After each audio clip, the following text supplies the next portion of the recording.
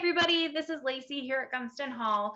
Unfortunately, the original recording of our History in the Kitchen Peanut Butter Edition didn't come out. So Laura and I are here today with some more peanuts, making some more peanut butter for you on camera so we can post this up on our website and YouTube. Let's get started. So Laura, if you want to spotlight ingredients, Cam. There you are. So I've already got my peanuts here in the food processor. We're going to make this two ways today. We're going to start with our food processor right here and make this the modern way. It takes about 10 minutes. And then we're going to make a very small batch of peanut butter with our mortar and pestle. Also takes about 10 minutes in this version. If you saw the original live, you will know that in 10 minutes, I did not finish the larger batch of peanut butter. This is the mortar and pestle I tested it with. So we're going to get started. I'm going to mute myself while I run the food processor because it gets really loud. And I'm going to grab myself a spatula so I can scrape the sides of my food processor in just a minute. Get started. So while she has muted herself, you may want to check your recipe. We'll have it included down below.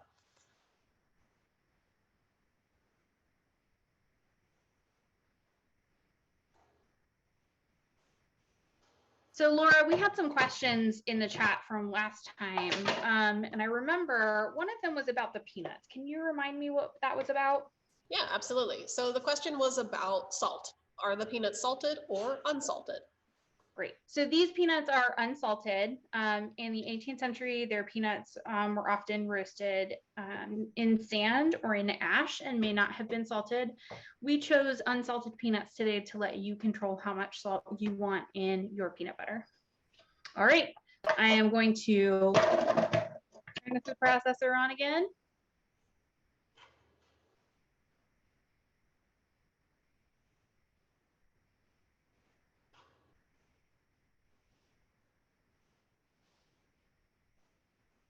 This is the point where Lacey starts bebopping to her own tune.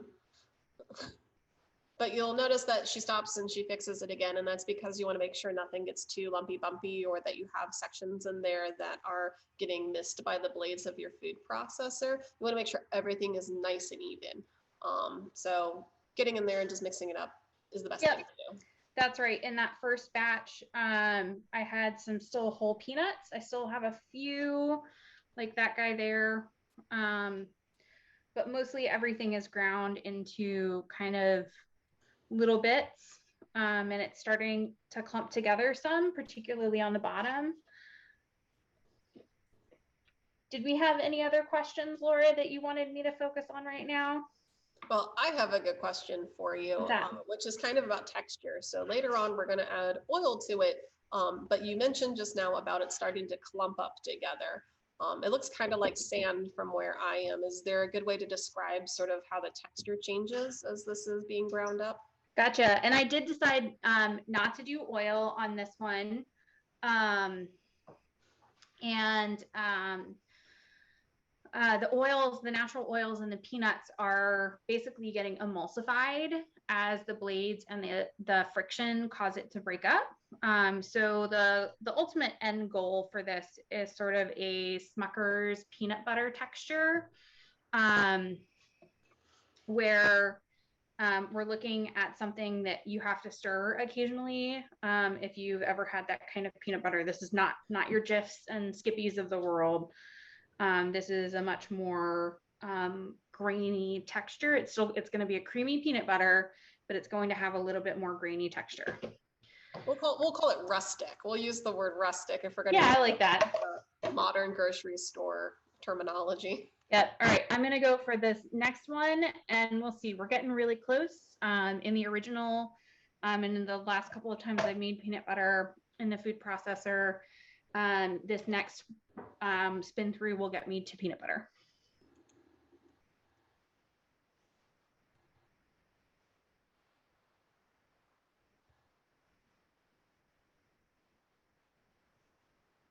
This is the exciting part. We're making peanut butter magic here. Oh, and I can actually see where it's starting to kind of clump together. So instead of being kind of a whole bunch of individual pieces. You can see that it's starting to get into sort of clumpier bits. I decided to give it a stop right here. It's not quite peanut butter yet, but it's really clumping together. You can see it on the sides of the food processor there, really sticking together. So we're real close. You just have to have a little patience. All right, here goes.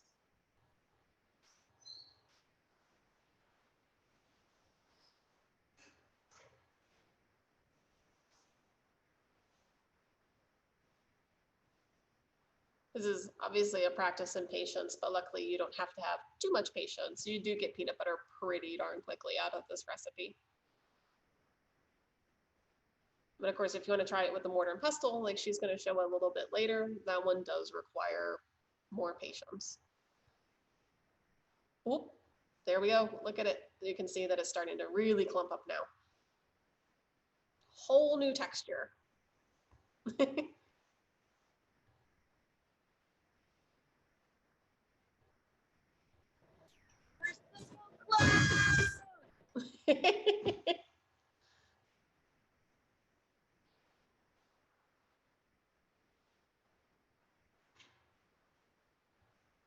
I'm not in the kitchen with you, but I can almost smell the peanut butter just absolutely through seeing it. You can see we officially properly have peanut butter. It's not the best texture yet, but that's peanut butter in there. I'll scrape it down one more time. So while you're scraping down, we had a question in our original video about how long does this peanut butter keep? Yeah, so I'd say about 3 months or so if you keep it in the fridge. Obviously, you're going to need to stir it. I wouldn't keep it more than a couple of weeks or so in the cabinet, just because we aren't using modern professional food processing equipment. So there's a potential for us to incorporate things that we don't intend to into our peanut butter when we're making it. So yeah, 3 months or so, I think in the fridge should be okay, and a couple of weeks or so in the cabinet. That being said, I don't think this is going to last that long. It didn't last that long for us last time. No. Although admittedly, the last time we made a batch of peanut stew from a traditional African recipe, you can find those on the recipe sheet on the website. We made, I don't remember which version of the stew I made that day, but it took this whole batch of peanut butter for that whole recipe. It was very delicious, and having that fresh peanut, it's interesting because the peanut itself is not overwhelming, but it's definitely a strong. It's definitely present. Yeah. All right, we're going to go for this last round. We are definitely going to have peanut butter when I turn off the food processor.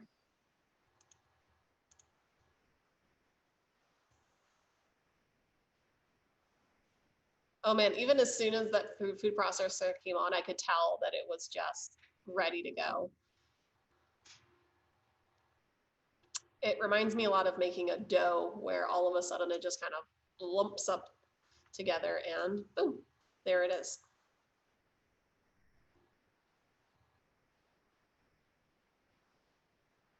And earlier she used a really good word that I love, which is emulsion. We are emulsifying, and you may not be super familiar with that word, but you eat emulsions all the time. Another really common emulsion is chocolate, because we are taking the cocoa solid and the cocoa butter, which is a kind of oil, fat, and smushing them together. Same thing with peanut butter.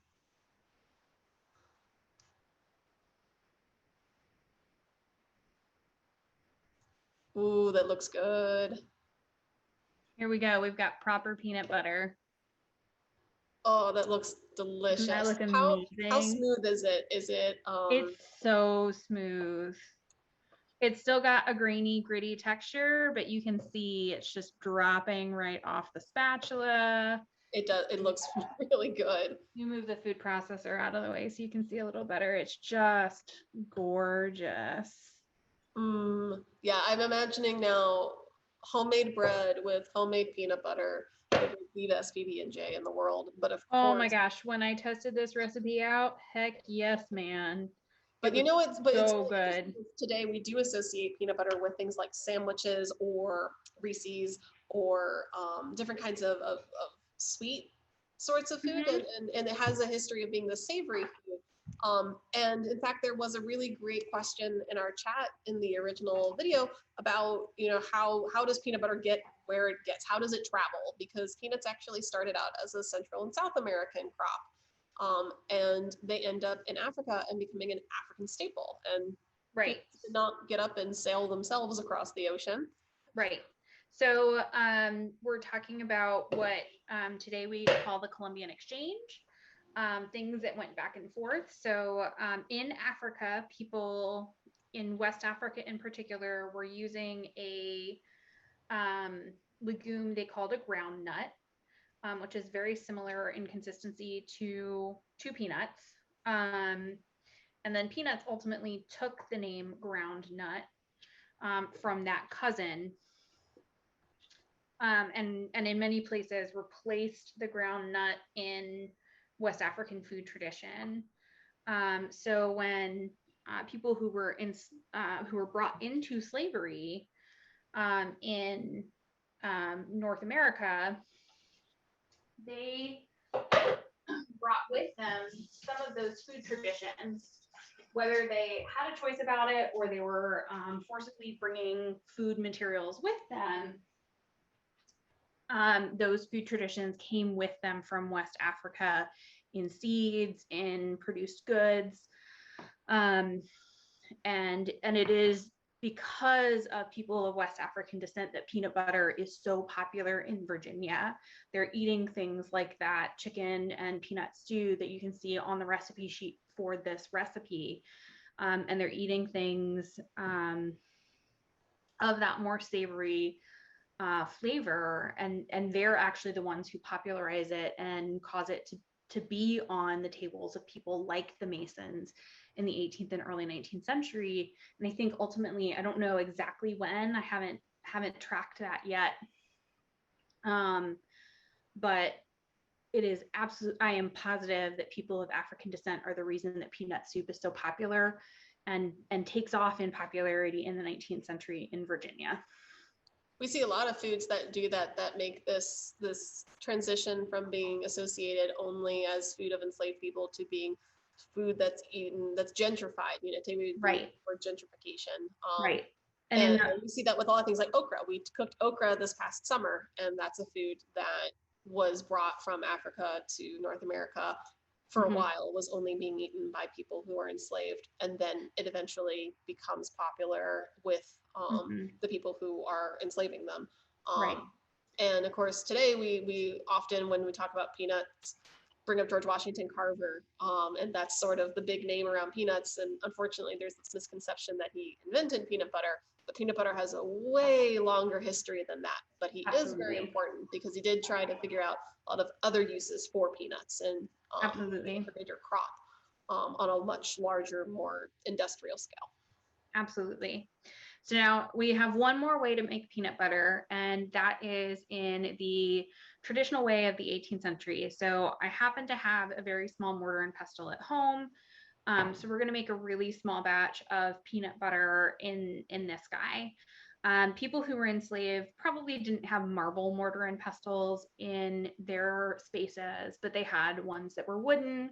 They had ones that were carved out of rock. They had a variety of materials that they were able to use. So I'm just going to go ahead and dig into this one and start grinding the peanuts. I'm just basically smashing them up in a very slow, methodical way that the food processor there did for me in a, like I said, about 10 minutes.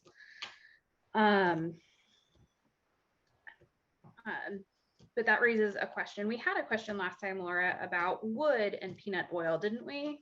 We did. It was about whether, if you are using a mortar and pestle that is made out of wood, as you do sometimes find, because the peanuts give off this oil, how do you make sure that oil doesn't soak in and disrupt your mortar and pestle?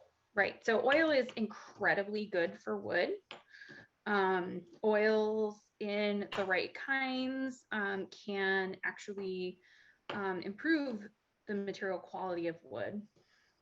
That being said, you don't necessarily want peanut flavor in everything that you do.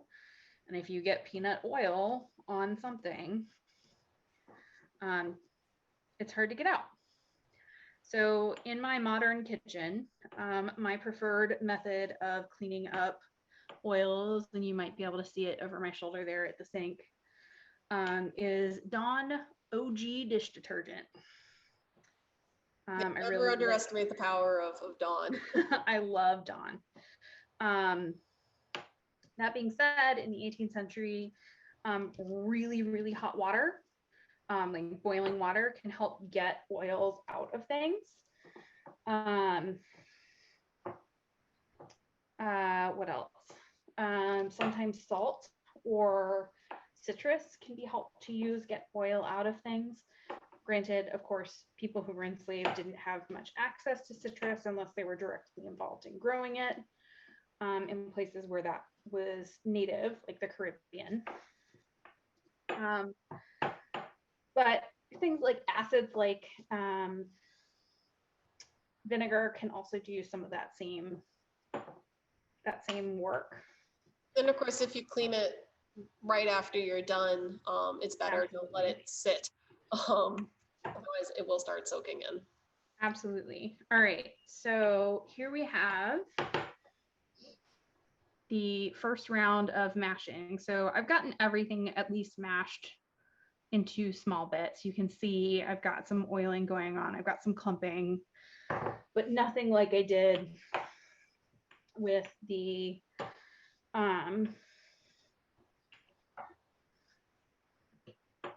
food processor on the first round. Doesn't quite yet look like peanut butter. It definitely looks like chopped. Ooh. It is definitely still chopped nuts. So this is a really labor intensive process, but this is absolutely something that people who were enslaved were eating in their own kitchens. And then in the late 18th century, probably, and definitely in the early 19th century, are doing in the kitchens of the people that they were cooking for, people like the Masons, producing things like peanut soup. And in the 18th century, it is important to note, not just is peanut associated with savory dishes, it's not something you would eat alone. You wouldn't put it on a PB&J in the 18th century. Peanut butter is an ingredient in other dishes. And if you're curious about learning more about some of these different foods, there's a really excellent book that we love called Iron Pots and Wooden Spoons by Jessica Harris. And she walks through some of this history of these different kinds of foods that have crossed back and forth with the Atlantic.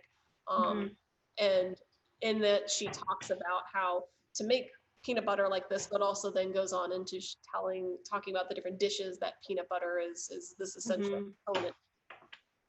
Yeah. Michael Twitty is also another good one. Yep. Not his book, The Cooking Gene is a great book, but he spends more time on recipes on his blog, Afroculinaria. I think it's afroculinaria.com. I believe so, yes. Yeah, he has some different recipes that are very interesting on his blog that he writes about. Yeah, his book is more of a memoir. And Jessica Harris's book is Iron Pots and Wooden Spoons is a recipe book. It is meant to be referenced. Yes. With the intent of cooking things. All right, you can see we're getting closer to peanut butter here. I've still got lots of chunks, but you can see I've got a paste. There's a squishy bit. No. There is some squishy bit. There's a paste down there in the bottom. So we're gonna keep on trucking. You can see as it's coming up off the side of the mortar, it's sticking together now, and earlier it was just crumbling right in. I feel like this is doing a great job demonstrating how I said earlier, this is an exercise in patience. I'm getting an upper body workout for sure. This only on my right arm.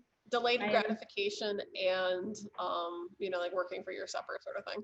Oh, seriously. I mean, when we get done, there is going to be less than a quarter of what Yeah, I need in the food processor. I think that's another interesting thing too. Hold on one moment.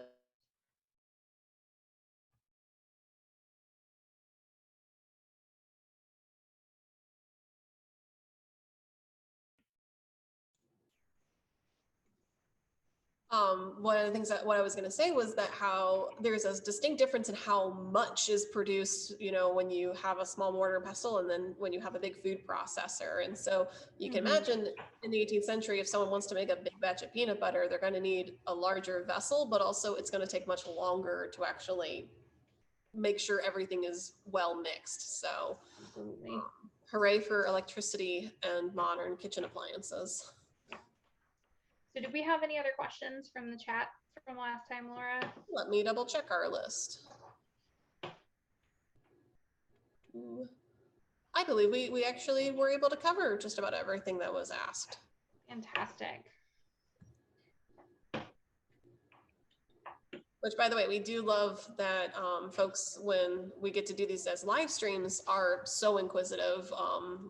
You know, we were really fortunate that some of the questions were asked over chat, and we were able to save those since we weren't able to rescue everything else from our previous recording, unfortunately. But as glad as we are to get to re-record it, we definitely miss getting to have our live interaction with folks. So yeah, and just to let everybody know, the recordings of this was our first History in the Kitchen episode for this season.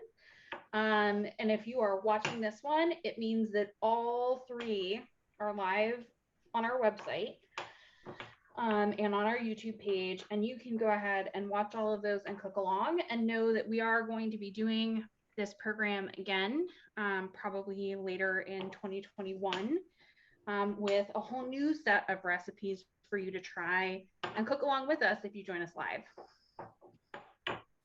I'm so close. So I can see that you're almost to that point. Like, this is a good, like, chunky peanut butter now, I feel like. Yeah, it's not quite as emulsified. The oils haven't meshed quite as well as what's in the food processor. But there's definitely a paste in there. It's funny, the one that's sitting there in the jar, you can actually see how much shinier it is. It looks liquid. Yeah, it is in large part liquid. And yeah, this thing's not there yet. It's because it's emulsified. You can actually see all that oil distributed, and it's definitely not happened with that other one yet. It's still very I guess if we were talking in terms of paint, it is matte. Yeah, we're getting there though. We've got our matte on the other side. We're real close.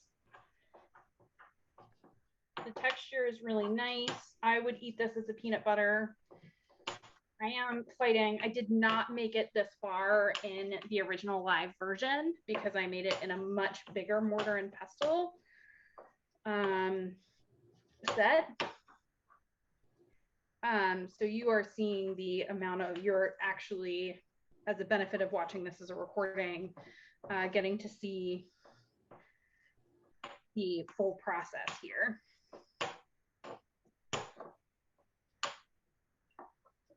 And we're so close, I can taste it. My whole kitchen smells like peanut butter right now.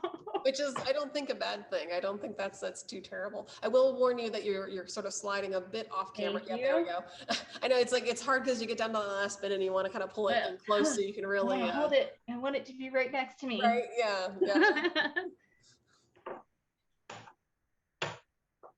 All right.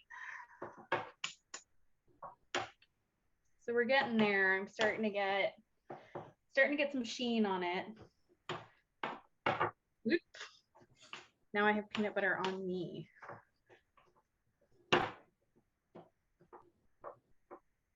So I believe somebody also asked in the chat about a recipe for the soup. Peanut soup, not just the stew. We included stew in the recipe, but if you are looking for a peanut soup recipe, I can definitely recommend the one out of Dishing Up Virginia, which we sell in our gift shop at Gunston Hall. And we'll put a link on screen when I do the edit of the video. I love how you had that ready to go. You were prepared. I wish I had remembered to keep my copy of Iron Pots and Wooden Spoons with me. Well, it just so happens I'm in my kitchen. And there, you know, there are cookbooks in here. There are a lot of cookbooks in here. I need to get my own copy of Iron Pots and Wooden Spoons. Me too. I've used it enough that I feel like I should invest in my own copy. Me too. All right, so I'm going to use my spatula to do a little scraping because we are getting to the point where the peanut butter is sticking, you know, sticking to the roof of your mouth, sticking to everything. So I want to scrape it down a little. Of course, in the 18th century, they did not have spatulas like this. Well, they didn't have silicone spatulas. They did, however, have what we sometimes see referred to as peels. Peels or slices. Yeah, so those are really great for when you're cooking and you need to like flip a cake over. So like, let's say we're doing what we did the other week and we're making Johnny cakes. Peel will get that flipped over, but it will not be good for getting in tight spaces like this. Well, I think I'm not going to get it quite as fine, and it's a little hard to see, but this definitely has a sheen of that emulsified oil going on. You can see the glisten of it. So I'm going to call that good. But if we look at the amount by comparison, it was a tiny amount of peanut butter. I think I had about a third of a cup of peanuts in the mortar and pestle, and I had 2 cups of peanuts in the food processor. Big difference, big difference. And it tastes delicious. I was gonna say that was usually people ask me because I'm the one cooking in the kitchen. The other 2 episodes how it tastes, and now I get to ask you, how does it taste? It's amazing. I have always been a fan of natural peanut butter, and to taste something that I made with my own hands is amazing. Well, we're going to sign off for the day. It has been great having you with us for History in the Kitchen. We appreciate the time that you took to watch this video and perhaps cook along with it. If you liked this video or any of the others that we have shared with you online, we do appreciate you considering financial support for Gunston Hall. Your financial support helps us do research on recipes like this one and the others that we have shared during History in the Kitchen, and to bring you more programs like this one in the future. Thanks so much for joining us today, and we'll see you next time.